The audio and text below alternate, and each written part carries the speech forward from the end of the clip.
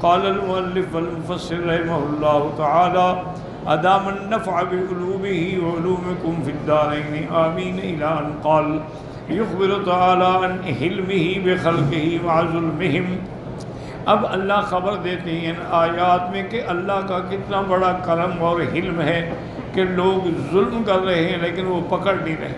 وَأَنَّهُ لَوْ يُؤَاخِذُهُم بِمَا كَسَبُوا مَا تَرَكَ عَلَى ظَهْرِ الْأَرْضِ مِن دَابَّةٍ أَيْ لَأَهْلَكَ جَمِيعَ دَوَّابِ الْأَرْضِ تَبْعًا لِإِهْلَاكِ بَنِي آدَمَ۔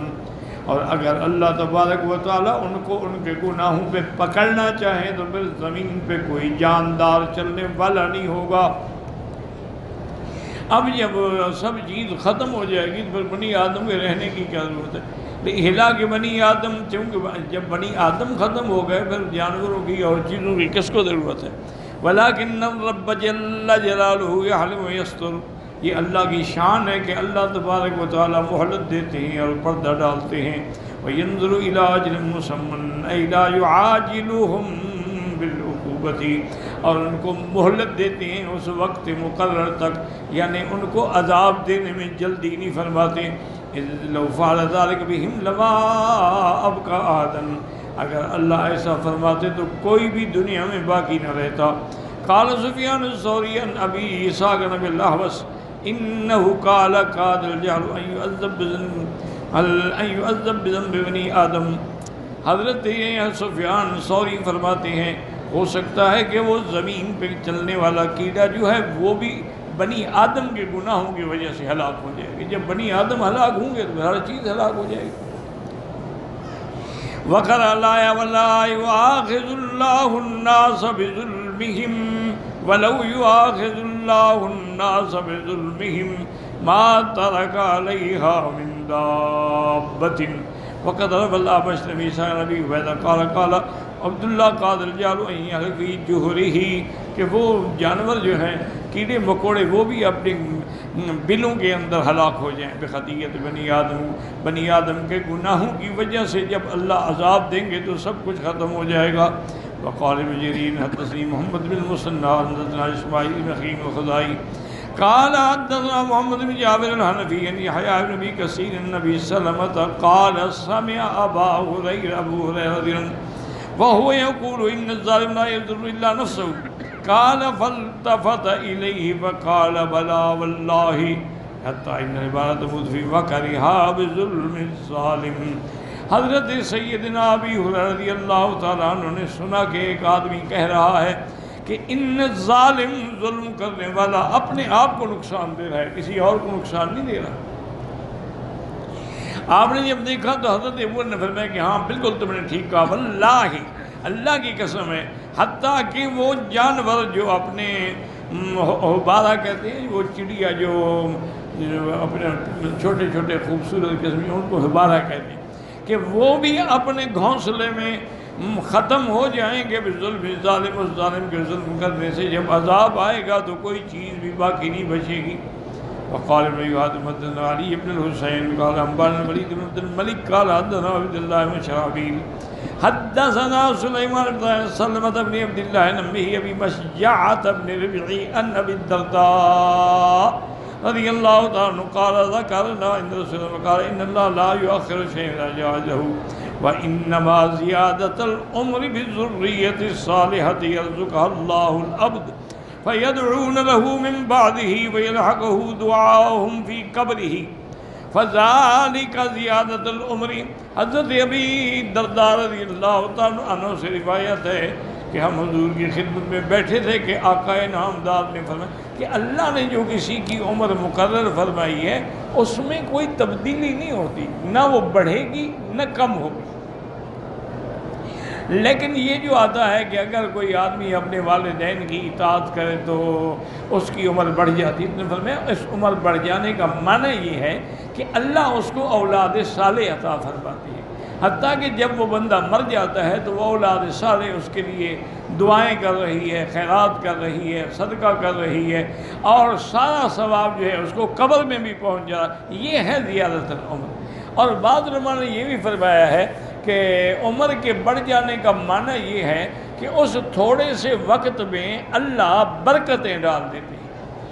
اب دیکھیں نا جیسے حضرت مولانا عبدالحی رحمۃ اللہ علیہ ساری 45 سال عمر تھی، لیکن اللہ نے ان سے اتنا کام لیا ہے کہ انہوں نے بڑے بڑے ادق علوم پر کتابیں لکھی اور اتنی چھوٹی عمر میں فوت بھی ہو گئے، تو اللہ نے کام ان سے زیادہ لے لیا۔ تو اس لیے اللہ تبارک و تعالیٰ کبھی اس کے اوقات میں برکتیں عطا۔ اب آپ دیکھیں نا کہ سیدہ فاطمہ الزہراء رضی اللہ تعالی عنہا کی کل عمر کتنی تھی؟ 24 سال۔ 24 سال میں فوت ہو گئے، 18 سال، اور بی بی عائشہ 24 سال میں، لیکن ان کا علم پوری دنیا میں پھیلا، بڑے بڑے صحابہ نے آ کے ان سے علم حاصل کیا، بڑے بڑے جلیل القدر علماء جو ہیں وہ آ سے ان سے علم حاصل کرتے۔ حضرت ابن عباس باقی صحابہ کے اعتبار سے چھوٹی عمر کے تھے، لیکن اللہ نے ان کو علم سے نوازا تھا کہ اللہ نے ان کے سینے کو قرآن کی تفسیر سے کھول دیا تھا۔ تو اس لیے حضرت عمر رضی اللہ تعالی عنہ جب صحابہ آتے نا تو آپ حضرت ابن عباس کو آگے بٹھاتے، تو کچھ صحابہ کو یہ بات محسوس ہوئی، گراں گزری، انہوں نے کہا کہ دیکھو ابن عباس ہمارے بچوں سے بھی چھوٹا ہے، لیکن حضرت عمر اس کو آگے بٹھاتے ہیں، ہمیں پیچھے بٹھاتے ہیں۔ حضرت عمر خاموش ہے۔ ایک دن اسی طرح صحابہ کی مجلس تھی، تو حضرت عمر نے سب سے پوچھا کہ اذا جاء نصر اللہ والفتح کا اس سورت کا ترجمہ کیا ہے؟ سب نے کر دیا، صحابی تھے، عرب تھے، عربی جاننے والے تھے۔ تو حضرت عمر نے اس کے بعد فرمایا کہ ابن عباس تم بتاؤ گے سورت کے کیا مطلب اور کیا مفہوم اخذ ہوتا ہے؟ تو حضرت ابن عباس نے کہا فیہا نعی رسول اللہ صلی اللہ علیہ وسلم، امیر المومنین، اس صورت میں حضور کی وفات کی خبر دی گئی کہ جب دین پھیل گیا، دین غالب آ گیا، اب دنیا جماعتوں کی جماعتیں اسلام میں داخل ہو رہی ہیں، تو حضور کا کام تو مکمل ہو گیا، جب کام مکمل ہو گیا تو پھر جانے کا وقت آ گیا۔ تو یہ بات حضرت ابن عباس نے سمجھی جو بڑے بڑے لوگوں نے نہیں سمجھی۔ تو اس لیے اصل میں علماء نے لکھا ہے کہ قرآن ایک ایسی عظیم جامع کامل مانع نعمت ہے کہ اس میں اللہ نے ہر علم رکھا ہے، بات یہ ہے کہ سمجھنے والا ہو۔ ایسے تو اللہ نے نہیں فرما دیا نا کہ تبیانا لکل شیء، ایسے تو نہیں فرما دیا کہ ما فرطنا فی الکتاب من شیء، ہر چیز۔ ایک آدمی کسی عالم کے پاس گئے، بعض ہوتے ہیں نا میرے جیسے بیچارے ان پڑھ، تو کہنے لگا اچھا حضرت قرآن شریف میں درزی کے کام کا ذکر بھی ہے؟ اس نے اپنی طرف سے بڑا مشکل سوال کہ یہ جو کہتے ہیں قرآن میں ہر علم ہے، تو خیاطہ جو ہے یہ بھی تو علم ہے نا؟ تو نے کہا جی یہ خیاطہ جو ہے درزی کا علم، آپ نے فرمایا ہاں بالکل ہے۔ وہ حیران ہو گئے، اور نے فرمایا کہ حضرت آدم کے جب کپڑے اتارے گئے آدم و حوا کے، فَتَفِقَا يَخْصِفَانِ عَلَيْهِمَا مِنْ وَرَقِ الْجَنَّةِ، وہ پتوں کو کاٹ کاٹ کے جوڑ رہے تھے۔ درزی بھی تو کپڑا کاٹتا ہے اور جوڑتا ہے، وہ پتوں کو جوڑ رہے تھے، تو درزی کیا کرتا ہے؟ درزی کا کپڑا بھی سطر چھپانے کے لیے، آدم بھی سطر چھپا رہے ہیں۔ تو اس نے کہا بھی ہاں ہی۔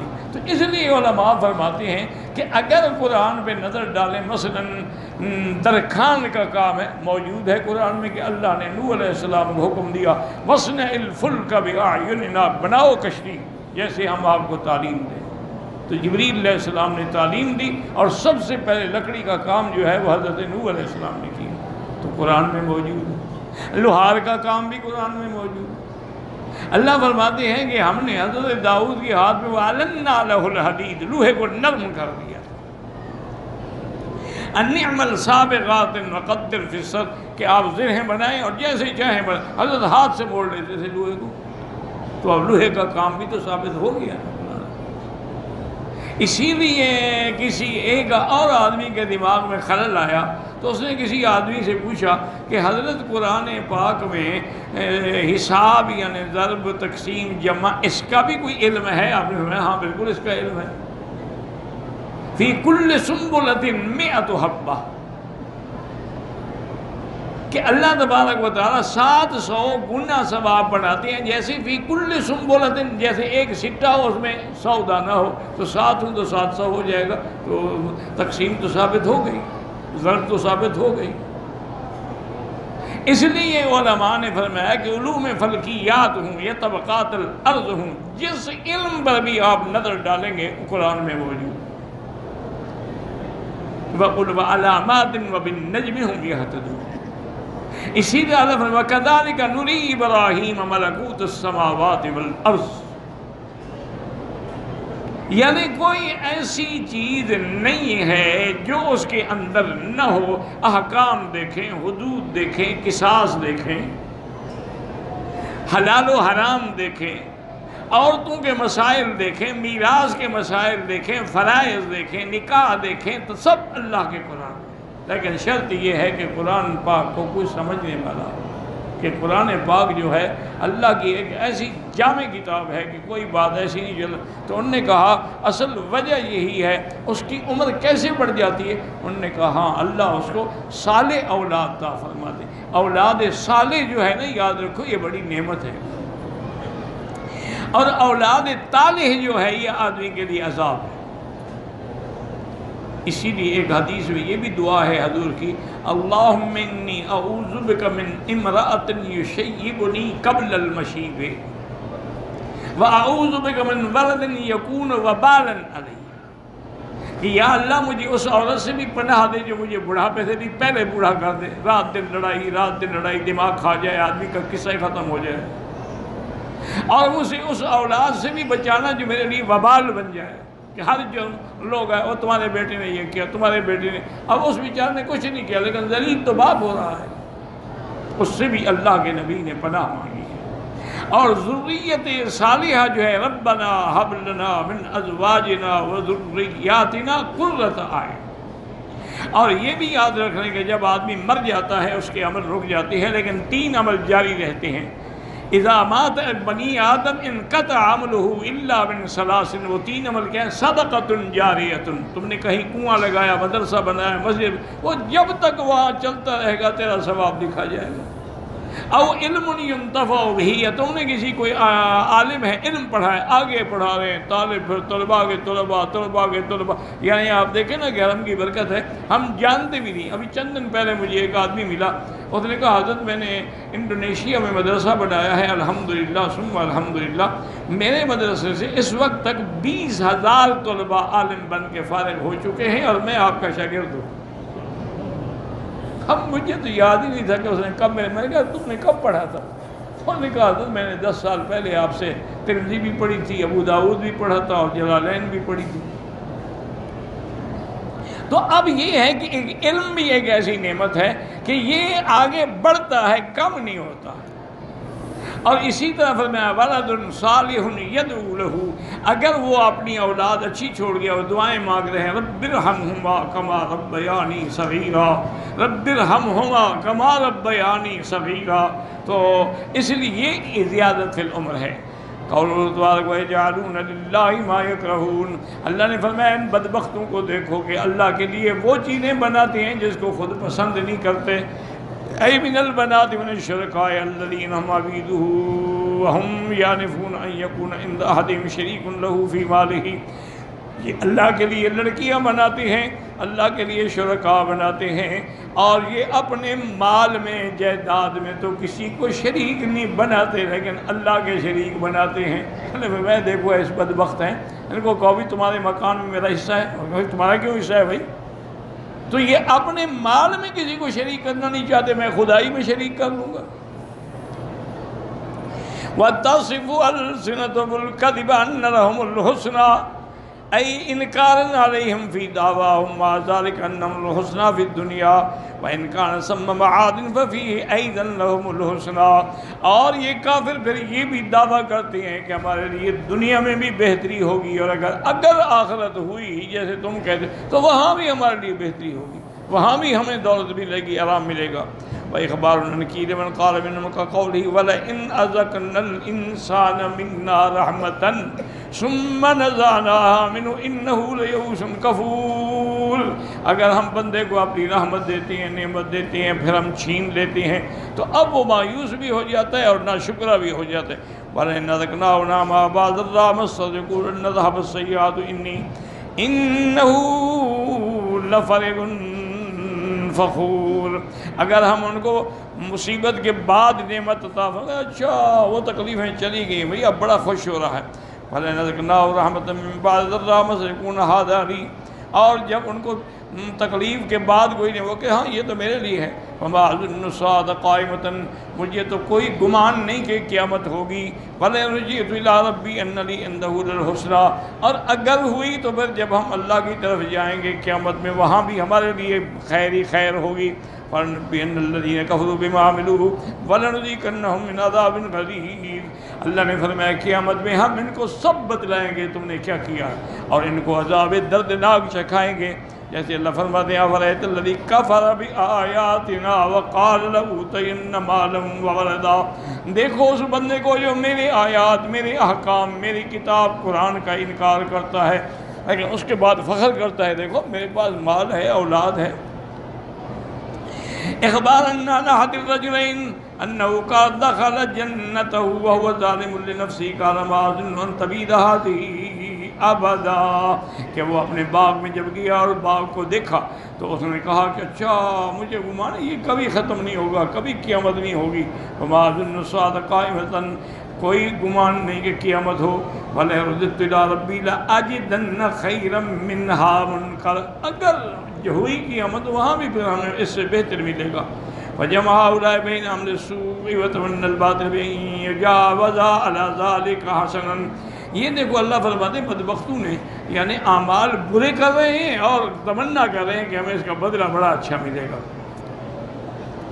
كما ذكرنا ساكن وجد حجر في أساس الكعبة حين نقضوها ليجددوها مكتوب عليه حكم مواعظ فمن ذلك تعملون السيئات تجزون الحسنات اجل کما یجتنی من الشوک العنب۔ وہ کہتے ہیں جب کعبۃ اللہ کو گرا کے دوبارہ تعمیر کر رہے تھے قریش والے تو ایک پتھر پر کچھ حکم اور مواعظ لکھے ہوئے تھے، اس پر یہ بھی لکھا تھا کہ تعملون السیئات، گناہ کرو گے اور پھر تمہیں اچھے بدلے ملیں گے۔ کیا کہہ رہے ہو؟ یعنی تم کانٹوں سے انگور چننا چاہتے ہو؟ تمہارے اعمال تو کانٹے ہیں تو کانٹے کا ثواب کانٹے ہی ملیں گے، اس سے انگور تو تمہیں نہیں ملیں گے۔ تو یہ حکم اور مواعظ لکھے ہوئے تھے۔ وقال مجاہد تصف السنتهم الكذب ان الحسنى، وہ یہ دعویٰ کرتے ہیں کہ ہمارے لیے آگے غلمان بھی ہوں گے، غلام سب کچھ ہوگا۔ وقال ابن ان موسیٰ یوم القیامہ، قیامت والے دن كما قدمنا بیان سواج اللہ ولہذا قال ترادا علیہم فی تمنیہم ذالک، اب اللہ نے ان کی یہ جھوٹی تمنا کا رد کیا ہے۔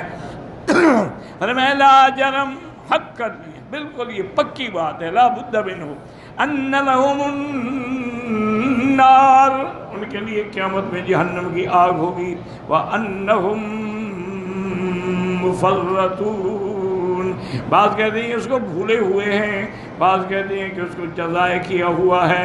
قال مجاہد سین مفرطون مانا منسیون فیہا مزیئون، جیسے فرمایا فَالْيَوْمَ نَنْسَاهُمْ كَمَا نَسُوا لِقَاءَهُمْ هَٰذَا، جیسے دنیا میں نے اللہ کو بھلایا، اللہ کے انبیاء کو بھلایا، قرآن کو بھلایا، اللہ بھی ان کو بھلا دیں گے۔ اے مفرطون مُوَجَّرُونَ إِلَى النَّارِ مِنَ الْفَرْطِ، اب زیادہ سے زیادہ جلدی یہ جہنم میں ڈالے جائیں گے۔ وَهُوَ السَّابِقُ إِلَى الْفَرْدِ وَلَا مُنَافَةً يَجْرِهِمْ يَوْمَ الْقِيَامَةِ النَّارِ وَيُنْسَوْنَ فِيهَا يُخَلَّدُونَ، یعنی ان کو جہنم میں بھی جلدی جلدی ڈالا جائے گا اور پھر ہمیشہ کے لیے ان کو ہے کہ ڈال کے بھول گئے، ہمیشہ وہیں پڑے رہیں گے۔ تَاللَّهِ لَقَدْ أَرْسَلْنَا إِلَىٰ أُمَمٍ مِّن قَبْلِكَ فَزَيَّنَ لَهُمُ الشَّيْطَانُ أَعْمَالَهُمْ فَهُوَ وَلِيُّهُمُ الْيَوْمَ وَلَهُمْ عَذَابٌ أَلِيمٌ وَمَا أَنزَلْنَا عَلَيْكَ الْكِتَابَ إِلَّا لِتُبَيِّنَ لَهُمُ الَّذِي اخْتَلَفُوا فِيهِ وَهُدًى وَرَحْمَةً لِقَوْمٍ يُؤْمِنُونَ واللہ انزل من السماء ماء فأحیا به الارض بعد موتها ان فی ذلک لآیات لقوم یسمعون۔ یذکر تعالی، اللہ یاد دلاتے ہیں، انہ ارسل الی الامم الخالیہ، جو پہلی امتیں گزری ہیں ان کے پاس بھی ہم نے پیغمبر بھیجے، فکذبت الرسل، نے ان کی تکذیب کی، فلک یا محمد فی اخوانک من المرسلین اسوۃ فلا یحیدنک تکذیب قومک لک۔ اللہ نے فرمایا میرے مدنی آپ بھی سابقہ انبیاء کی طرح صبر فرمائیں، جیسے ان کو جھٹلایا گیا ہے آپ کو بھی جھٹلایا گیا ہے، ان کی تکذیب کی وجہ سے آپ نہ گھبرائیں۔ وَأَمَّا الْمُشْرِكُونَ الَّذِينَ كَذَّبُوا الرُّسُلَ فَإِنَّمَا حَمَلَهُمْ عَلَىٰ ذَلِكَ تَزْيِينُ الشَّيْطَانِ لَهُمْ مَا فَعَلُوهُ۔ اور مشرکون نے جو تکذیب کی پیغمبروں کی وجہ کیا تھی کہ شیطان نے ان کو ان کا کفر، شرک اور اعمال مزین کر دیے تھے۔ فَهُوَ وَلِيُّهُمُ الْيَوْمَ هُمْ تَحْتَ الْعُقُوبَةِ وَالنِّكَالِ وَالشَّيْطَانُ وَلِيُّهُمْ۔ اب وہ عذاب میں ہیں اور شیطان بھی ان کے ساتھ ہے۔ وَلَا يَمْلِكُ لَهُمْ خَلَاصًا وَلَا صَرِيخَ لَهُمْ، اور ان کی طاقت نہیں ہے کہ ان کو چھڑا سکے۔ وَلَا صَرِيخَ لَهُمْ، اور نہ ان کی آوازیں سنی جائیں گی۔ وَلَهُمْ عَذَابٌ أَلِيمٌ، ان کے لیے عذاب دردناک ہے۔ ثم قال تعالی رسوله انما انزل علیہ الکتاب لیبین للناس الذی یختلفون فیہ۔ ہم نے آپ پہ قرآن بھیجا ہے، آپ قرآن پڑھ کے ان ظالموں کو جس میں یہ جھگڑتے ہیں، اختلاف کرتے ہیں، فیصل فرمائے۔ فالقرآن فاصل بین الناس فی کل ما یتنظرون، اللہ کا قرآن ہر حق و باطل کے اندر فیصلہ کرنے والے ہیں۔ وہدن، دلوں کے لیے ہدایت ہے، ورحمتن، اور رحمت ہے اس کے لیے جو قرآن پہ عمل کرتا ہے، لمن تمسک بہ، لقوم یؤمنون۔ وَكَمَا جَعَلَ سُبْحَانَهُ الْقُرْآنَ حَيَاةً لِلْقُلُوبِ الْمَيْتَةِ بِكُفْرِهَا، جو دل کفر کی وجہ سے مردے ہیں اللہ ان کو قرآن کی طرح سے زندہ فرماتے ہیں۔ كَذَا يُحْيِي الْأَرْضَ بَعْدَ مَوْتِهَا بِمَا أَنزَلَهُ عَلَيْهَا مِنَ السَّمَاءِ مِن مَّاءٍ، جیسے کہ زمین جب مردہ ہوتی ہے تو اللہ آسمان سے پانی برسا کے اس کو زندہ کرتے ہیں۔ ان فی ذلک لآیات لقوم یسمعون، ان آیات کے اندر نشانیاں ہیں لیکن ان لوگوں کے لیے جو سمجھتے ہیں، جو سنتے ہیں، سمجھتے ہیں، ایمان لاتے ہیں اور عمل کرتے ہیں۔